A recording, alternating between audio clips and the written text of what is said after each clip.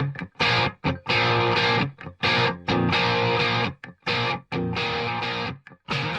dia, pessoal. Hoje a gente continua com sucessão testamentária e agora a gente vai falar sobre o palpitante assunto das modalidades de testamento. Bem, com relação às modalidades de testamento, a gente vai dividir essa aula em duas, então são duas videoaulas, uma dos testamentos comuns e dos outros testamentos que são os extraordinários, os incomuns, digamos assim. Então, começando aí, né, vamos pela introdução ainda no conceito. A gente tem os testamentos ordinários e os testamentos especiais. Os testamentos ordinários são o público, o cerrado e o particular. E os testamentos especiais são o marítimo, o aeronáutico e o militar. E é bom lembrar também que não são admitidos, por força do artigo 1887 do Código Civil, outros testamentos especiais que não aqueles listados no Código, quais sejam marítimo, aeronáutico e militar. Bem, então, a gente tem nos comuns, são aqueles testamentos em que a pessoa está normalmente no fazer o testamento sem problema nenhum dentro das situações. Já os especiais têm esse nome porque as pessoas que recorrem a esse tipo de testamento, elas estão numa situação especial ou de emergência. Então é por isso que elas acabam fazendo o testamento marítimo, aeronáutico ou militar. A gente vai ter na aula sobre isso, falar um pouquinho mais sobre o assunto. De qualquer forma, antes de entrar no assunto dos testamentos comuns ou ordinários, a gente tem que falar também que o artigo 1863 proíbe o testamento conjuntivo, seja ele simultâneo, recíproco ou correspectivo. O que isso quer dizer? Bem, o testamento comum ou o testamento conjuntivo, ele é o celebrado por duas ou mais pessoas. Quando é conjuntivo e celebrado, portanto, por duas ou mais pessoas, viola o caráter personalíssimo e unilateral que deve haver em um testamento. Então você não pode ir junto com outra pessoa e fazer um testamento junto com ela. Ah, eu, fulano, deixo tanto para tal pessoa e eu, ciclano, deixo tanto para tal pessoa, os dois assinam. Não pode. O Código Civil veda esse tipo de procedimento porque justamente viola o caráter personalíssimo e unilateral do casamento. Daí se tem as características, as categorias desse testamento conjuntivo. O problema é que esse testamento conste no mesmo instrumento. Nada impede que eu vá com meu amigo fazer um testamento, daí eu faço o meu e ele faz o dele, cada um no instrumento separado. Não há problema nenhum. A gente pode deixar tudo um para o outro. O que não pode fazer no mesmo instrumento, certo? Então, o simultâneo em que dois testadores beneficiam um terceiro, eu e meu amigo, a gente beneficia uma outra pessoa, nós dois.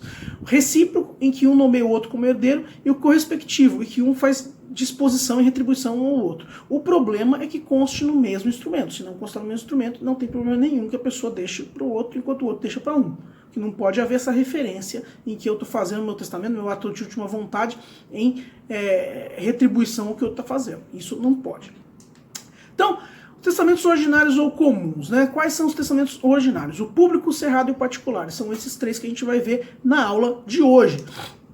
Em relação ao testamento público, é aquele feito pelo tabelião de notas ou substituto do tabelião de notas. O artigo 1062, inciso 1º, que traz aí o público como o primeiro testamento ordinário. Ele traz muito mais confiança para as partes envolvidas. Dos três testamentos comuns, ele é o mais garantido de não dar problema após a morte do decujus. E é o tabelião oficial de registro, o tabelião que é o cara que vai fazer esse testamento público, ok?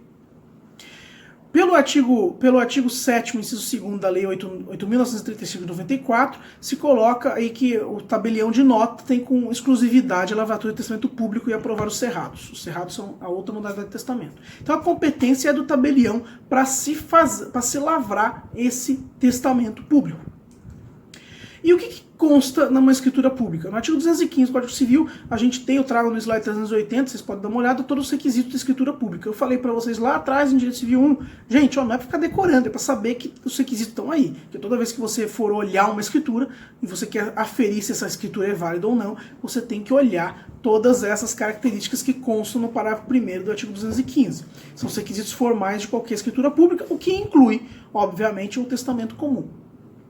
E o que é requisito essencial do testamento público? O testamento público tem como requisito essencial ser escrito por tabelião ou seu substituto legal, de acordo com as declarações do testador. Tudo bem. Lavrado o instrumento, ele tem que ser lido em voz alta pelo tabelião ao testador, ou seja, a pessoa que deixou o testamento, e mais duas testemunhas ao mesmo tempo. E ser o instrumento, em seguida a leitura, ser assinado pelo testador, pelas testemunhas e pelo tabelião. Mas só isso. É basicamente esses os requisitos para que o testamento público tenha validade. Vai ser válido, ele precisa ter passado por todos esses procedimentos. Não tem grandes problemas com relação a isso. Vale lembrar, pelo inciso segundo, que no Código Civil 16 as testemunhas não eram só 2, eram 5. Então, pela questão da operabilidade para facilitar a lavratura de testamentos, o Código Civil de 2002 reduziu de 5 para 2. Quem que pode ser testemunha e quem que não pode ser testemunha? Pelo artigo 228 do Código Civil de 2002, a gente tem quem não pode ser testemunha, menor de 16 anos, quem é interessado no litígio, amigo íntimo ou inimigo capital das partes, e cônjuge, ascendente e descendente colateral do terceiro grau, por consanguinidade ou afinidade. Então, as pessoas parentes próximas, as pessoas com interesse naquilo e menores de 16 anos não poderiam ser testemunhas do testamento público. Além disso, os atos, né, que a gente fala são sucessivos ou simultâneos, e uma vez que ele também se existe no parágrafo único, tem a previsão de que o testamento pode ser escrito manualmente ou mecanicamente, ou seja, a pessoa pode escrever tanto à mão quanto pode ser por meio de datilografia ou digitado no computador. Também pode-se colocar a declaração de vontade em partes impressas no livro de notas, desde que todo mundo rubrique. Então você vê que tem alguns requisitos meio chatinhos, mas é tudo com a ideia de publicidade, a ideia de que uma vez sendo feito isso por meio público, com testemunhas e tudo mais, anotado no livro, essa última vontade do testador vai ser seguida após a sua morte. Também é interessante lembrar, pelo artigo 9º da Lei 8.935 de 94, que o tabelião de notas não pode praticar atos fora do município no qual recebeu delegação. Mas nada impede que o testador de outro município vá no município desse tabelião para lavrar notas. A ideia é de que o tabelião não pode e sair da sua cidade para outro lugar, mas o testador pode ser do Amazonas e vir aqui para Linhares para lavar o testamento, nada impede. Outras questões relativas ao testamento público, que a gente vai ver que tem também no testamento cerrado, no testamento particular, algumas limitações, algumas pessoas não têm como fazer certos testamentos. Bem, primeiro caso, artigo 1865, se a pessoa não souber ou não puder assinar, ou seja, a pessoa analfabeta, a pessoa doente, a pessoa que não tem como assinar, o tabelião vai declarar isso. Essa pessoa não sabe assinar, não pode assinar. E vai assinar pelo testador a seu rogo uma das testemunhas. Então uma das testemunhas vai assinar a rogo. Ela assim, de fato, estou assinando por tal pessoa que não pode assinar. E o tabelião, que tem fé pública, vai atestar isso. E a pessoa que é inteiramente surda? A pessoa é totalmente surda, mas sabe ler. Ela vai ler o testamento. E se ela não souber ler, ela vai designar uma pessoa que lê em seu lugar presente as testemunhas. Também tem essa situação.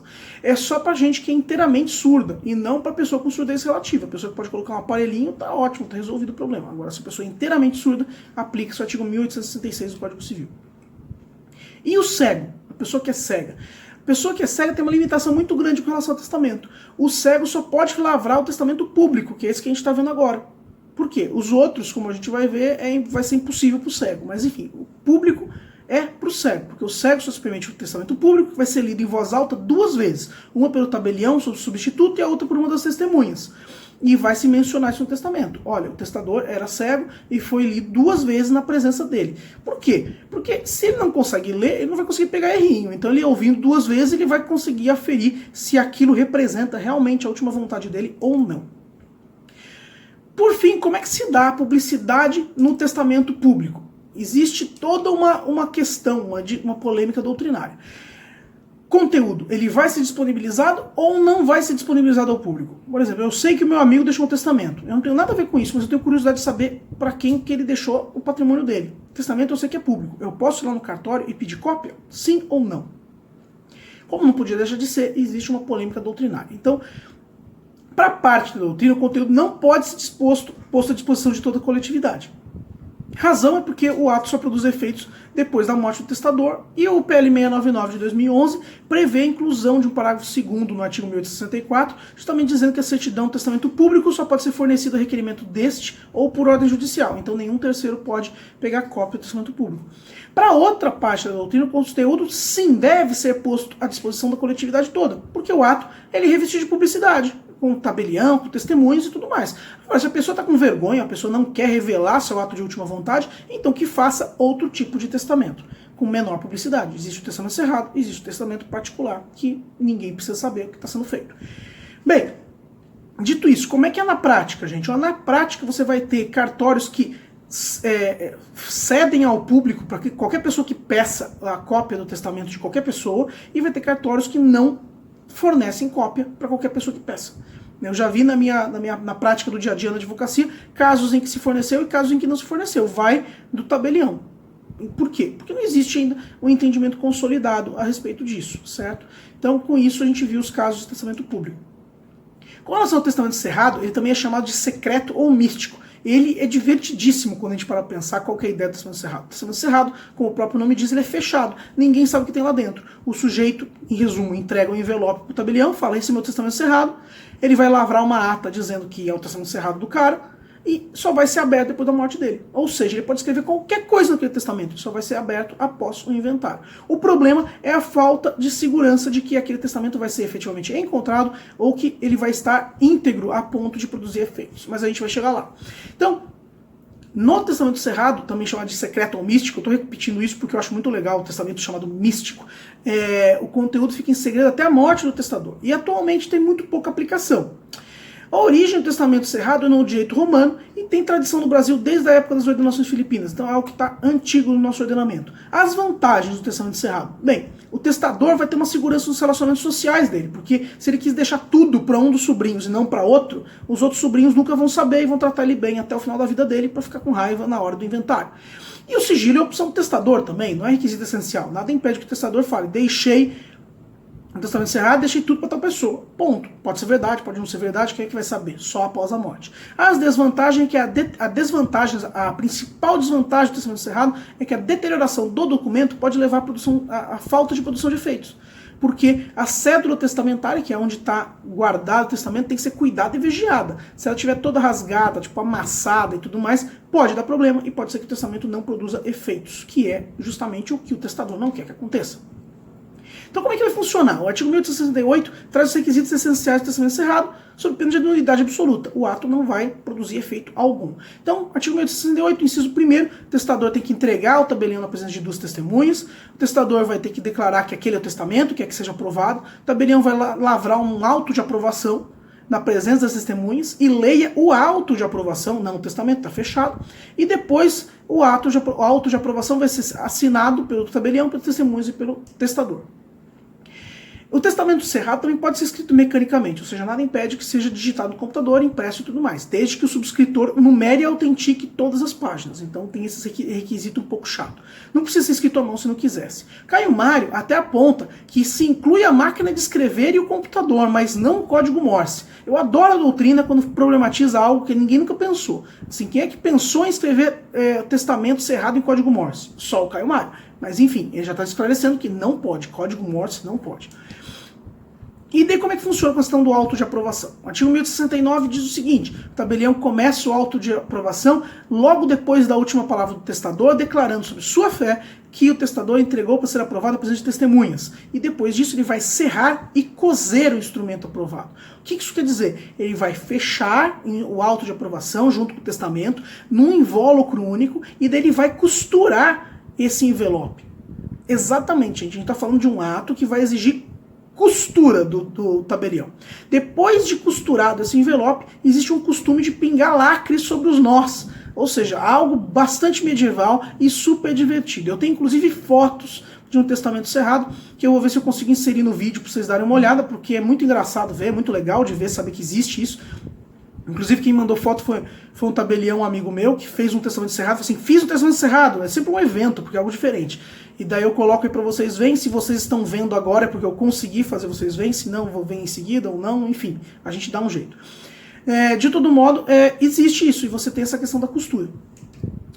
E se não houver espaço na última folha do testamento, pelo parágrafo único do artigo 1069, o tabelião vai colocar um sinal público mencionando a circunstância do ato. Vocês veem que tem uns requisitos bem chatinhos. Esse termo de aprovação, esse auto, vai ter normalmente 3 capítulos. Introdução, quem são os participantes, qual o local, data. Confirmação, que atesta que foi entregue o testamento e foi autêntico aquele testamento. E por fim, encerramento, que é a leitura do termo e a coleta das assinaturas. Existem todos esses requisitos, porque esses requisitos são importantes para aferir a formalidade seguida e, com isso, a validade desse ato tão importante para a vida do testador, que é o ponto que ele queria fazer algo cerrado. Se o tabelião tivesse escrito o testamento a rogo do testador, ou seja, pode acontecer o testador virar e falar assim, eu quero fazer um testamento cerrado, mas eu não quero escrever. Escreve aí, tabelião. Pode? Pode. E o tabelião que fez a rogo vai aprovar. Obviamente que ele tem que falar que foi feito a rogo. Não existe vício formal para isso, ainda mais porque o 1870 do Código Civil aprova e autoriza esse tipo de procedimento. Esse testamento cerrado também pode ser escrito em língua nacional ou estrangeira, pelo próprio testador ou por outrem a seu rogo. Então, o oficial e as testemunhas não precisam conhecer o idioma. O testamento não vai ser lido. Quem vai ler o testamento vai ser só o testador e depois, uma vez aberto esse testamento vai ter que ser traduzido de forma juramentada. A tradução, então, só vai ser feita na execução do testamento. Tabelião e testemunha só vão servir para atestar que foi entregue um testamento e ficar no livro ali do tabelião. Ó, existe um testamento cerrado do fulano de tal. Pelo 1862 a gente já tem as limitações. Quem que não pode fazer testamento cerrado? O analfabeto, quem não quem não saiba ou não possa ler, quem não saiba ler, e quem não pode ler, o cego. O cego também não pode fazer um testamento cerrado. Porque como é que ele vai saber que aquilo que ele fez está certo? Outra pessoa escreveu, ele vai entregar, e se alguém substituiu o que está escrito? Então, por conta disso, o cego só pode fazer testamento público. E o analfabeto também não pode fazer testamento cerrado, porque, afinal de contas, quem é que escreveu? Além disso, pode fazer um testamento cerrado surdo-mudo. O surdo-mudo tinha algumas limitações, lembra, na parte de testamento público? Mas o testamento cerrado ele não tem. Ele pode escrever livremente e entregar, e daí, ao entregar ao oficial público, e daí as duas testemunhas vão escrever na face que aquele é o testamento, e aí ele está pedindo a aprovação do testamento. Não cabe um testamento a rogo. O surdo-mudo não precisa disso. O surdo-mudo ele pode fazer o testamento cerrado normalmente. E depois de aprovado, cerrado, cozido, costurado, tudo mais o testamento. O testamento vai ser entregue ao testador e o tabelião vai lançar no livro nota do lugar, dia, mês e ano em que foi aprovado e entregue. Ou seja, vai ficar um registro público de que houve a lavratura de um testamento cerrado. Por quê? Porque quando a pessoa falecer, vai ter um registro de que há um testamento e esse testamento vai ter que ser levado para o inventário. Ok?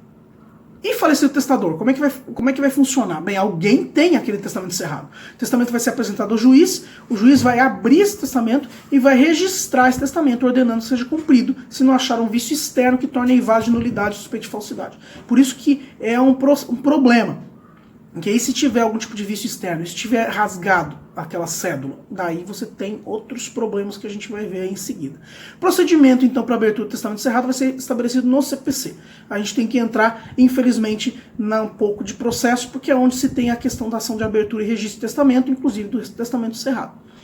Artigo 735 do CPC diz que uma vez recebido esse testamento cerrado, o juiz, se não achar nenhum vício externo, ele vai abrir e mandar que se leia na presença do apresentante. E daí vai constar o nome do apresentante, como ele obteve o testamento, data e lugar de falecimento do autor, várias coisas. Depois de ouvido o Ministério Público, não tendo dúvidas de serem esclarecidas, o juiz vai mandar registrar, arquivar e cumprir o testamento. Então esse é o procedimento para o testamento cerrado. E se o testador abriu ou dilacerou o próprio testamento cerrado? Ainda em vida, obviamente, que é morto, ele não vai fazer isso. Se isso aconteceu, se ele for aberto ou dilacerado com o seu consentimento, vai se ter por revogado. A gente ainda vai ter uma aula sobre revogação de testamento, mas de qualquer forma, se a pessoa pegou e rasgou o testamento, vai se ter esse testamento como revogado. Se for acidental, existe uma polêmica. Será que isso vai considerar que o testamento foi tido como revogado? Porque não foi cuidado, está rasgado e tudo mais. É importante que se justifique em juízo que o rompimento não foi realizado nem autorizado pelo testador. Ou seja, não, rasguei sem querer, eu achei no meio dos papéis, rasguei, na hora que eu vi que o testamento eu trouxe para o juiz. Pode acontecer. E por fim a gente tem aí dentro dos testamentos comuns o testamento particular, que vai ser a forma mais acessível de testamento e ninguém conhece, pessoal. Assim, vocês na vida prática de vocês podem tentar demonstrar isso para as pessoas. Você quer fazer um testamento, não quer gastar dinheiro? Faça um testamento particular. Testamento particular qualquer um pode fazer. Você tem um menor número de formalidades no testamento particular, porque não precisa nem de tabelião. É óbvio que em contrapartida você vai ter mais riscos, porque a pessoa pode encontrar esse testamento particular, rasgar, nunca mais ninguém vai ficar sabendo, o herdeiro não quer que ninguém saiba que ele deixou, que o decurso deixou patrimônio para outra pessoa, e ninguém vai saber. Tem esse risco, ok? Esse risco existe. Mas ele é o mais barato. Ele também é chamado de testamento hológrafo, particular, aberto, privado, do próprio punho. Hológrafo vem do grego hológrafos, que é totalmente escrito pela mão do autor, tá? Então o artigo 1866 vai dizer que o quê? Que o testamento particular pode ser escrito no próprio punho ou mediante processo mecânico. Você pode escrever tanto à mão quanto fazer digitado no computador, datilografado, enfim, de qualquer forma. Não se admite uma escrita a rogo no testamento particular. Então o analfabeto e o cego não podem fazer um testamento particular. E no passado havia até uma corrente contrária ao testamento particular que não era escrito à mão. Como é que o cara fez numa máquina de escrever? Qualquer pessoa pode escrever. Hoje em dia não tem mais esse problema, mesmo porque o artigo 1876 está falando claramente que você pode fazer por meio de processo mecânico. Se escrito do próprio punho, ou seja, a pessoa escreveu com a própria mão, daí você tem como requisitos ser ler e ser assinado por quem o escreveu, na presença de pelo menos 3 testemunhas que devem subscrever. Então, quer dizer, professor, que eu posso fazer um testamento particular simplesmente lendo esse documento à frente de 3 testemunhas? É, exatamente, é só isso. Você lê, você faz todos os requisitos. E se elaborar por processo mecânico, você não pode ter rasuras nem espaços em branco. Você não pode falar assim, eu quero deixar tudo para e deixa tracinho e você vai preencher uma hora. Não, não pode. Tem que ser tudo corrido. Devendo ser assinado pelo testador depois de ter lido na presença de pelo menos 3 testemunhas que o subscreverão. De qualquer forma, seja ele à mão ou mecânico, você vai ter que colocar 3 testemunhas ouvindo o seu testamento. E esses são os requisitos de validade do testamento particular. O costume também é rubricar todas as páginas do testamento. Mas, professor, eu fico com medo. 3 testemunhas é pouca gente. E se as pessoas morrerem? Coloca 10 testemunhas. Nada impede que você coloque um montão de gente.